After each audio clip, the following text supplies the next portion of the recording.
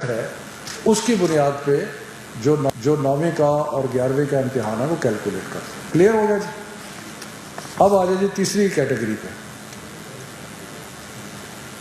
اب ہم نے سوچا تھا کہ جنہوں نے گریڈ 10ویں کا اور 12ویں کا امتحان دینا ہے ان کے ساتھ کیا کیا جائے. تو ان سے فیصلہ یہ ہوا ہے کہ جنہوں نے اپنے کلاس 9 کے اور کلاس 11 کے سارے مضمون پاس کیے ہوئے ہیں ان کو پروموٹ کر دیا جائے.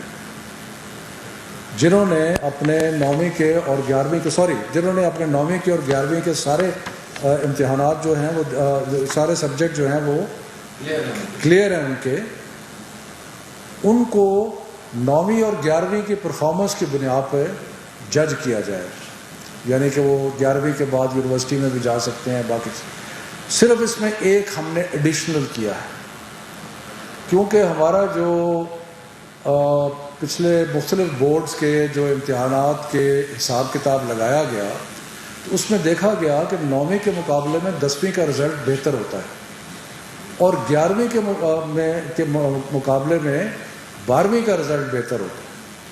تو اس لیے ہمیں وہ ایک پورا اسٹیٹسٹیکل فارمولا اپلائی کر کے اور اس میں یہ فیصلہ کیا گیا کہ جن کو 9ویں اور 11ویں کی بنیاد پہ پروموٹ کیا جا رہا ہے ان کے نمبروں میں 3% اضافہ کر دیا جائے گا.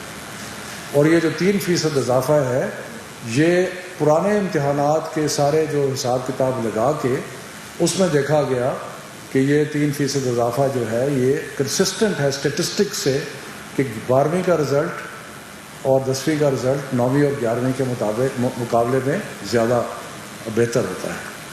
ٹھیک ہے جی.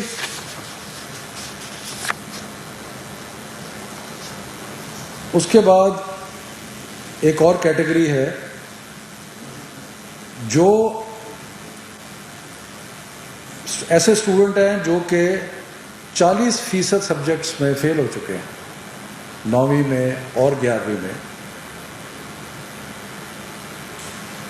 ان کو پاسنگ مارکس دے دیے جائیں گے. ان کو اور کچھ نہیں گریڈ نہیں کیا جائے گا, پاسنگ مارکس دے دیے اپ ٹو 40%.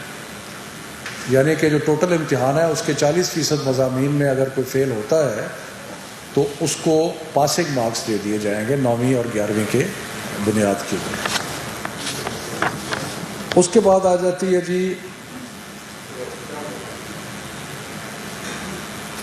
کچھ کیٹیگریز رہ جاتی ہیں ایسی جو کہ اس سارے فارمولے میں فٹ نہیں کرتی. وہ کیٹیگریز کیا ہے؟ ایسے لوگ جو کہ اپنے 11ویں کے امتحان پہ سیٹسفائیڈ نہیں ہیں. وہ سمجھتے ہیں کہ اگر ہمیں موقع ملتا تو ہم 12ویں کے امتحان میں اپنی گریڈ کو مزید امپروو جو ہے وہ کر سکتے تھے. ایک کیٹیگری یہ ہوگی. دوسری کیٹیگری یہ تھی کہ جن لوگوں نے 11ویں کا امتحان نہیں دیا تھا لیکن وہ کمپوزٹ امتحان دے رہے تھے 12ویں کا اور ان کے پاس 11ویں کا رزلٹ ریلائی کرنے کے لیے نہیں ہے. یہ دوسری کیٹیگری ہوگی. تیسری کیٹیگری وہ تھی جو چند مضامین میں امتحان دینا چاہتے تھے. مثلا کئی لوگ ہیں جو میڈیکل سے انجینئرنگ میں آ کے میتھمیٹکس کے امتحان دینا چاہتے ہیں اور وہ سارا امتحان نہیں لے رہے تھے, وہ چند مضامین میں امتحان لے رہے تھے. اور چوتھی کیٹیگری ان کی ہے جو 40% سے زیادہ مضامین میں فیل ہو گئے تھے, یعنی کہ وہ پاس مارکس کی اس میں نہیں آتے. تو ان 4 کیٹیگریز کے لیے ہم نے فیصلہ کیا ہے کہ ایک اسپیشل امتحان لیا جائے گا کیونکہ یہ تھوڑا نمبر ہوگا اور یہ امتحان حالات کے مطابق سپٹمبر اور نومبر کے درمیان لیا جا سکتا ہے. میں پھر ریپیٹ کرتا ہوں کیونکہ بہت سارے لوگ دیکھ رہے ہیں اس چیز کو, خاص طور پہ بچے ہمارے دیکھ رہے ہیں کہ اسپیشل ایگزامز کن کے لیے ہوگا.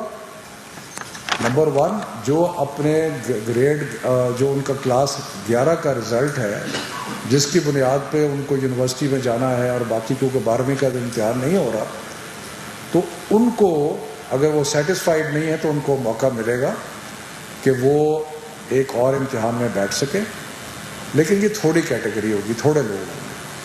دوسرے وہ کہ جو کمپوزٹ امتحان دے رہے تھے اور اس میں کئی پرائیویٹ اسٹوڈنٹس ہیں، باقی لوگ ہیں جو ایک ساتھ ہی 12ویں کا امتحان دے رہے تھے اور ان کے پاس 11ویں کا رزلٹ نہیں ہے، وہ ہو گئے۔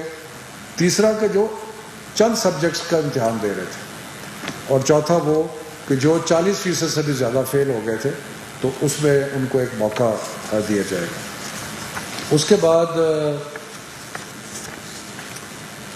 جو امتحان کا ٹرانسکرپٹ ہوگا 12ویں کا، اس میں ٹوٹل نمبر دیے جائیں گے، اس میں سبجیکٹ وائز ٹرانسکرپٹ نہیں ہوگا، سبجیکٹ وائز ٹرانسکرپٹ نہیں ہوگا۔ جو ان کے 11ویں کے ٹوٹل نمبر ہیں ان میں 3% ایڈ کر کے وہ ان کا رزلٹ جو ہے وہ اس کا کیلکولیٹ ہو جائے گا، ٹھیک ہے جی۔ اور یہ اس لیے کیا گیا ہے کہ بورڈز اس میں لکھیں گے کہ ہم نے پرانے حساب کے مطابق اندازہ لگایا ہے کہ یہ بیسٹ پریڈکشن ہے ان کی پرفارمنس کی، ٹھیک ہے جی۔ جن بچوں نے اسپیشل ایگزام میں حصہ لینا ہے ان سے ریکویسٹ ہے کہ وہ 1 جولائی تک انڈیکیٹ کر دیں اپنے اپنے بورڈز کو کہ ہم اسپیشل امتحان دینا چاہتے ہیں۔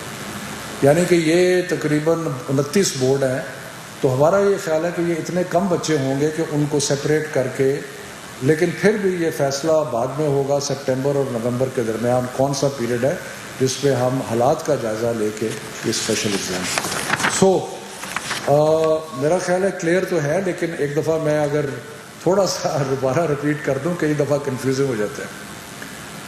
وہ پہلی بات کہ جنہوں نے 9ویں کا اور 11ویں کا امتحان نہیں دیا وہ سارے پروموٹ ہو گئے، ٹھیک ہے جی۔